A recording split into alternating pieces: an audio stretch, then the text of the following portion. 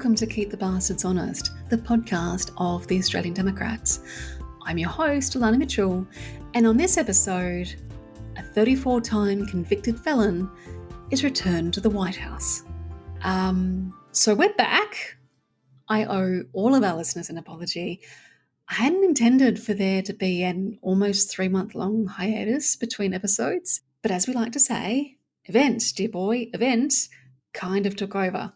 Things were very busy in Australian Democrats HQ, keeping in mind that we are a completely volunteer-run party.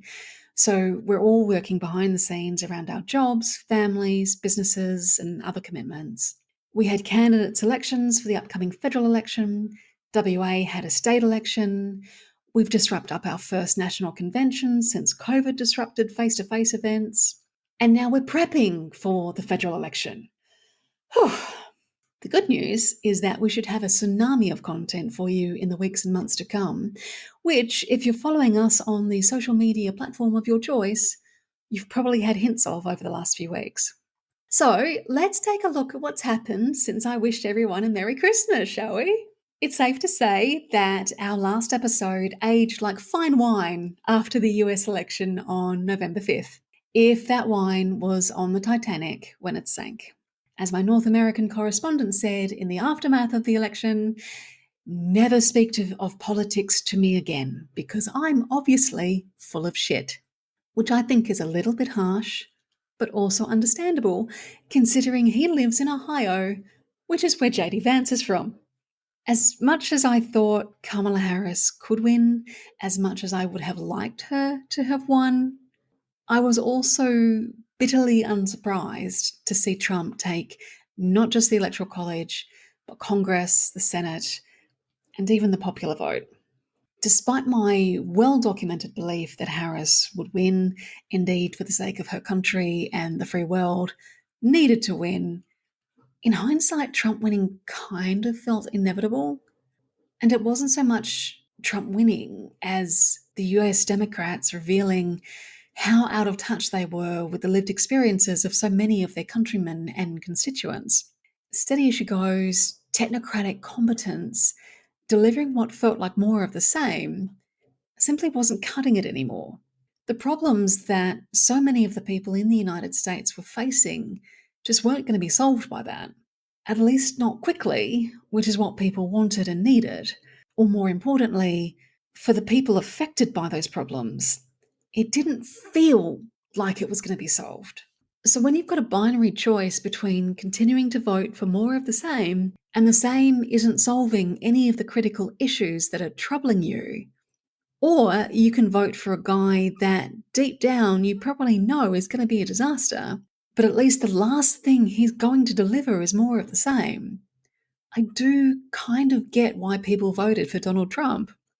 I mean, I wouldn't have done it, and I don't think they should have. But I think Trump is what happens when a large part of society loses hope for their future.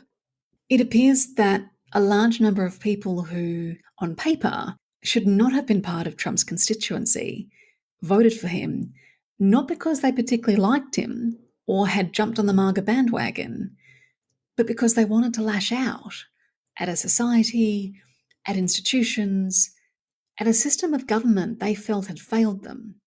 Because when you have no hope for your future, why not set fire to your present and see what happens? Especially when the guy you're voting for is promising vengeance on the people you blame for your hopeless future.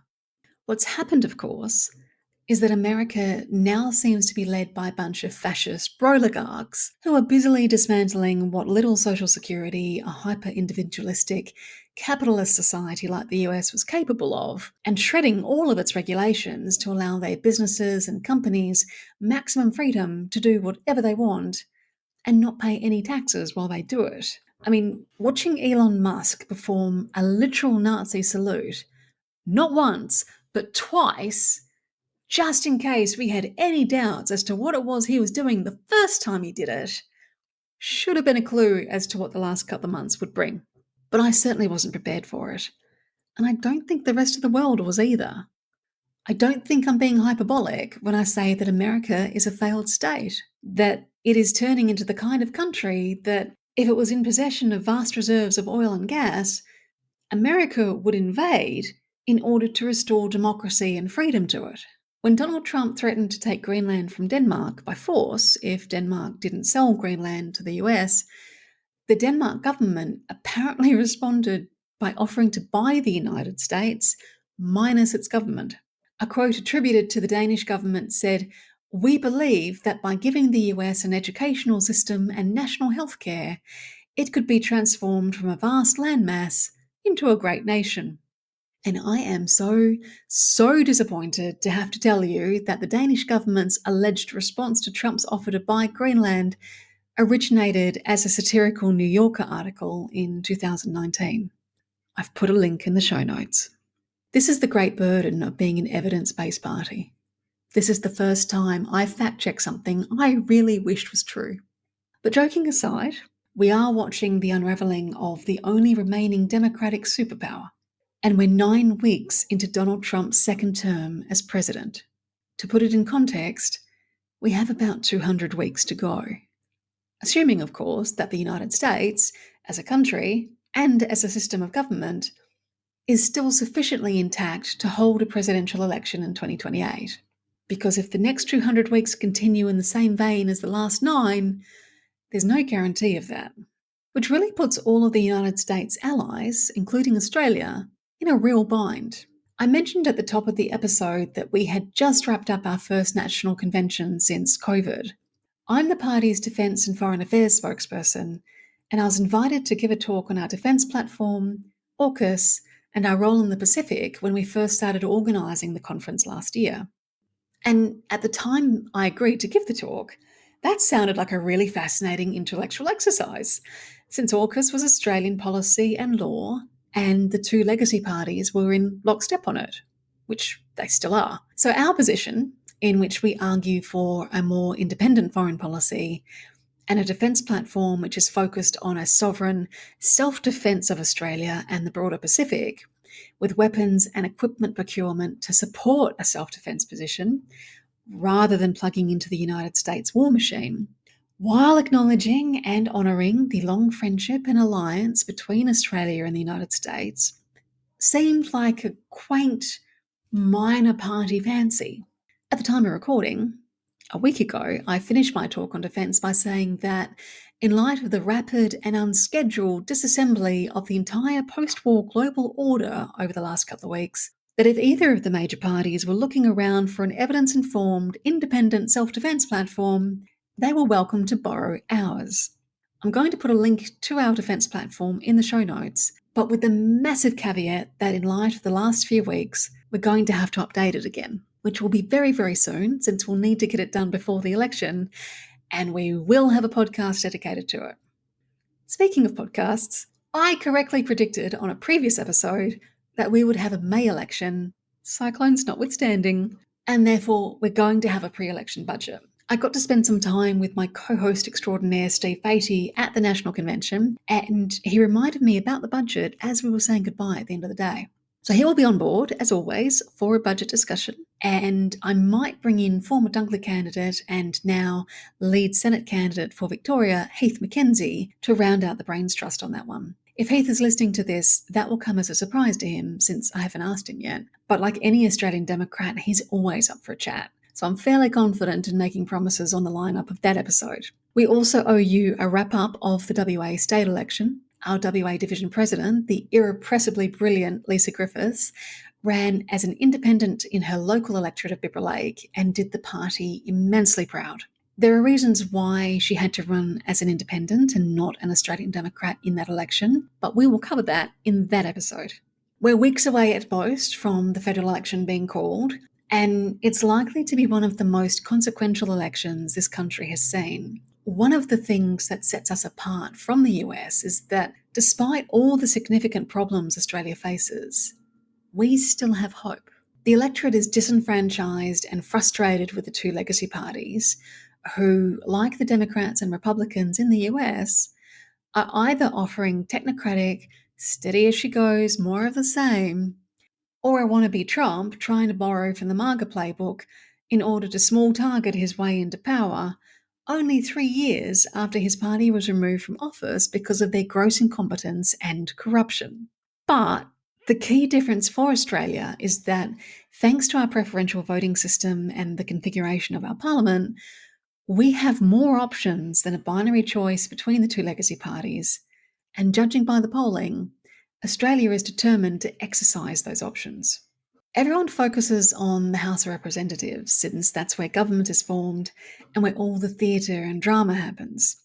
But if the election results in a minority government, as expected, then the Senate will be even more crucial in ensuring that legislation receives the scrutiny it needs. If you're looking for a non-major party option to vote for in this election, don't forget that it's just as important to keep the two legacy parties out of the Senate as it is to keep them out of the House of Reps. This election is an opportunity for you to help the Australian Democrats return to our home in the Senate to keep the bastards honest. But we need your help. The biggest hurdle we have is letting the electorate know we're still around for everyone over the age of 40 and that we exist at all for everyone who's too young to remember when we were last in Parliament. So we'd love it if you told your friends and family about us and encouraged them to vote for us. We'd love it even more if you donated to us. I know times are incredibly tough, but we have no major donors, we receive no government funding, we're funded entirely by our members and supporters, and elections are really expensive. To register a single candidate is $2,000. And then you've got a ton of other expenses to run a campaign and get the word out. And we'd especially love it if you joined us and volunteered for us on election day. Having people representing the party at polling places makes a huge difference. If you want a better parliament and better politics, and hell, better politicians representing you, you have to step up. You have to get involved. It's the only way. Otherwise, you leave our democracy in the hands of those who can afford to purchase it. And we're watching the results of that unfold in real time in the United States. To finish this episode on a happy note, Keep the Bastards Honest was listed in the Million Podcasts Top 100 Accountability Podcasts for 2025. Million Podcasts is a podcast media contact database for PR professionals, but it does mean that they know podcasts. And to my great surprise, we were not in the 100th spot on the list. We were 51. Considering we have no advertisers, no corporate sponsorship, no professional podcast studio or producers, we're immensely chuffed to have even ended up on a list. If you like the podcast and would like to support us, if the podcast platform that you listen to us on allows you to, we'd love it if you rated and reviewed us in order to help others find and listen to Keep the Bastards Honest. And one final bit of news, the Australian Democrats now has a Substack. We have a huge amount of really excellent commentary and analysis on our blog on our website. So we thought that instead of waiting for an audience to find our stuff on our website, we'd take the stuff on our website to where the audience is. So if you like long-form journalism and commentary, you can now read ours on our Substack, which is called Radically Sensible. Because in a post-truth, anti-science, anti-evidence world, to be sensible is now a radical act. You can subscribe for free on Substack, and I've put a link in the show notes. I'll be back very soon, I hope, with our analysis of the 2025 federal budget. Take care.